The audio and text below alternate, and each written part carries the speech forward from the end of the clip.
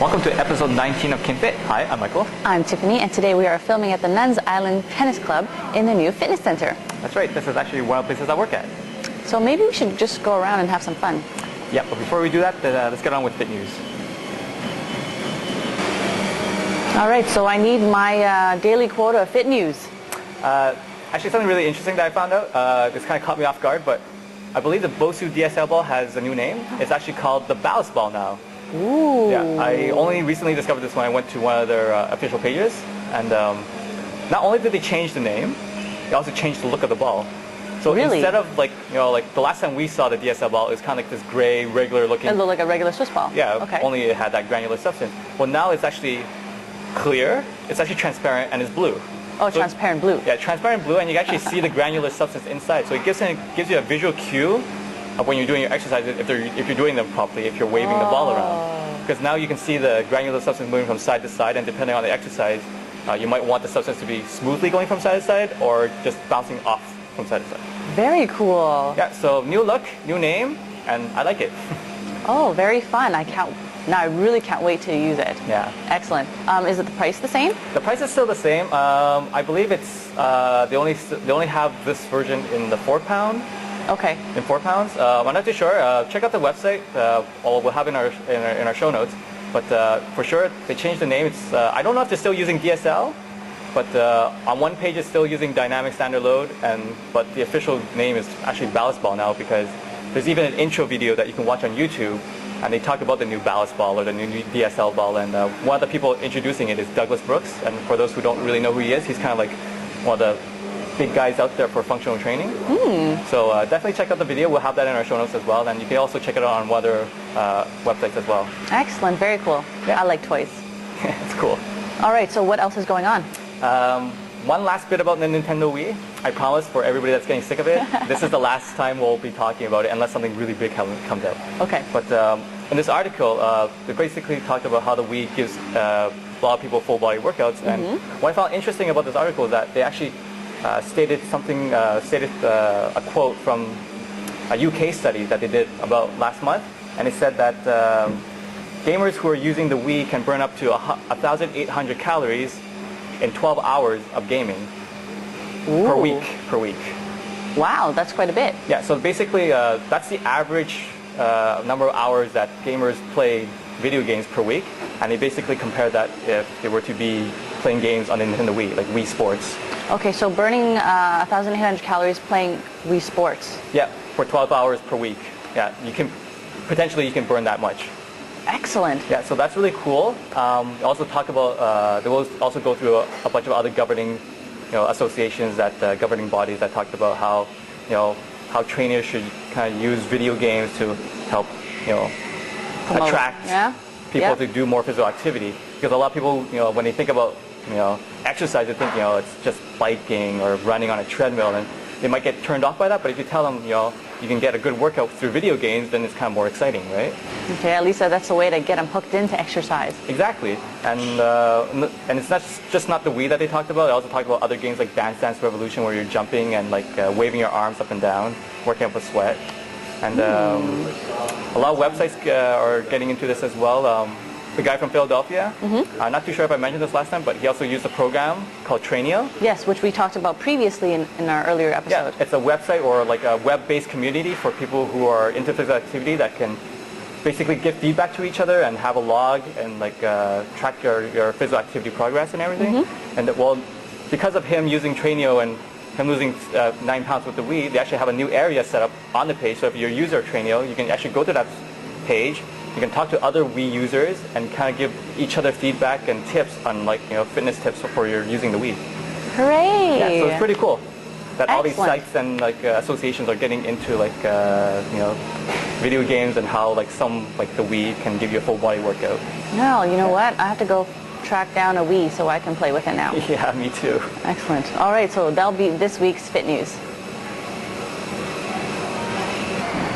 So for today's Fit Tip, something very special and something I get asked quite a bit about, especially since spring is right around the corner and everyone's making it back to the gym to get in shape for the summer.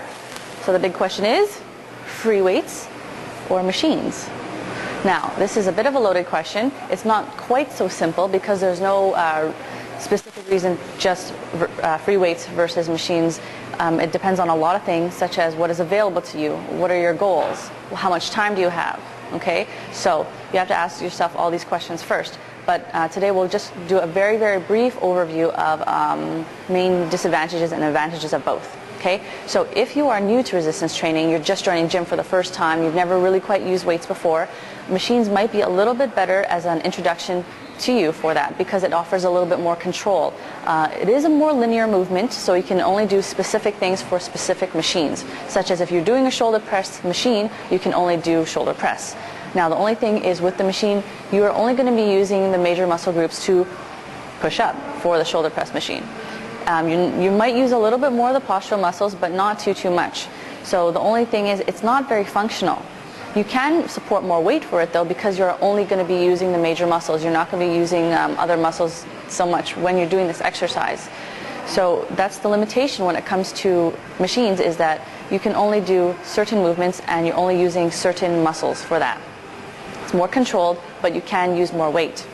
Now, on the flip side, for free weights, you tend to use a little bit less weight. Why? Because it's more difficult. Because now when you're using free weights, you have no real control except for what you're trying to do. Nothing is holding you back. You have no restrictions. So if you're doing a shoulder press, it's you that's going to be doing the shoulder press. All right?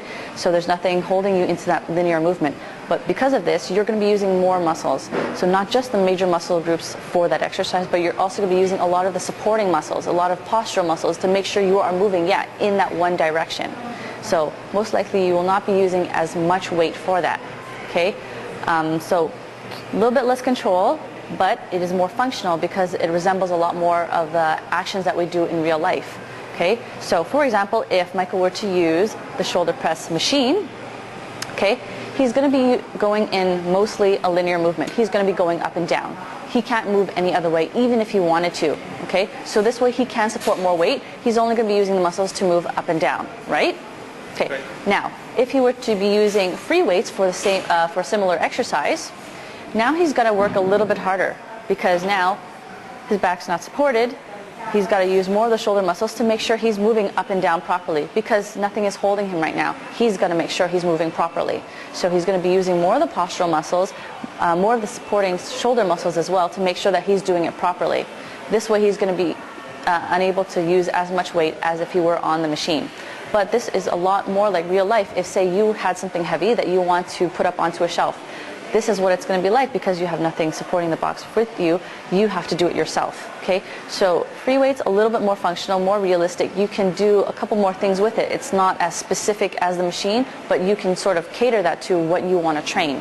So those are the main differences between basically free weights and machines. But if you are interested, you should, and if you're joining a gym, you should probably speak to a personal trainer to help you kind of figure out what your goals are and what you need to do to achieve those goals. Okay, so that'll be it for Fit Tip this week.